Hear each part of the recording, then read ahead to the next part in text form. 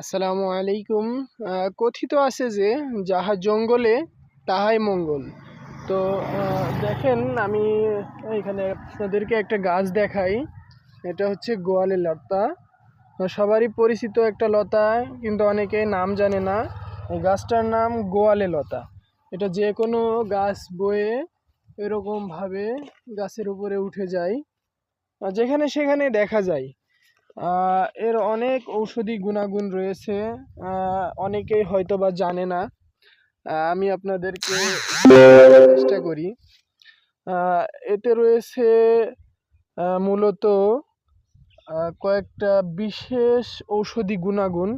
যেমন এতে রয়েছে অ্যান্টিভাইরাল উপাদান, এতে রয়েছে অ্যান্টিব্যাকটেরিয়াল উপাদান, অ্যান্টিপ্রোটোজোয়াল উপাদান, এবং যে হাইপোগ্লাসনিক রয়েছে।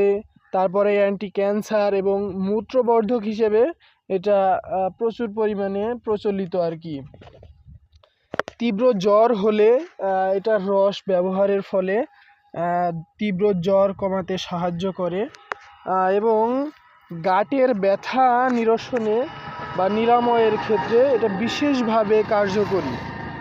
এছাড়াও এটা বোলতা বা ভিমরুল বা বিষাক্ত কোনো পোকায় যদি কামড়ে দেয়, এটার পাতা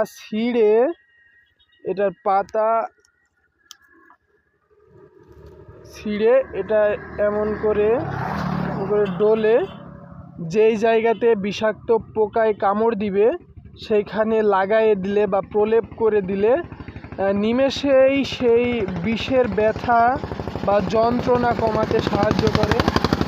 আসলে এটাকে আবার কিছু কিছু অঞ্চলে বন আঙুর বলেও পরিচিত।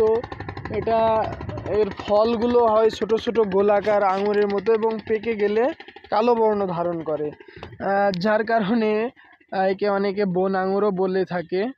আসলে আমাদের আশেপাশেই অনেক গাছ রয়েছে যেগুলো আমাদের উপকার করে, আমরা এগুলো সম্পর্কে জানি না বলে এর ব্যবহার করতে পারি না। আপনারা অবশ্যই যে কোনো গাছ ব্যবহারের ক্ষেত্রে যিনি অভিজ্ঞ বা ভেষজ চিকিৎসক আছে তাদের পরামর্শ নেবেন।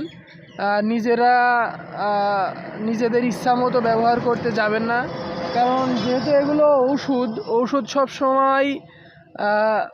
সবসময় রোগ সারার জন্যই ব্যবহার করা হয়। এটার পার্শ্ব প্রতিক্রিয়া থাকতে পারে বা এর পরিমাণের বেশি যদি এটা সেবন করা হয় সেক্ষেত্রে অন্যান্য সমস্যা দেখা দিতে পারে। তো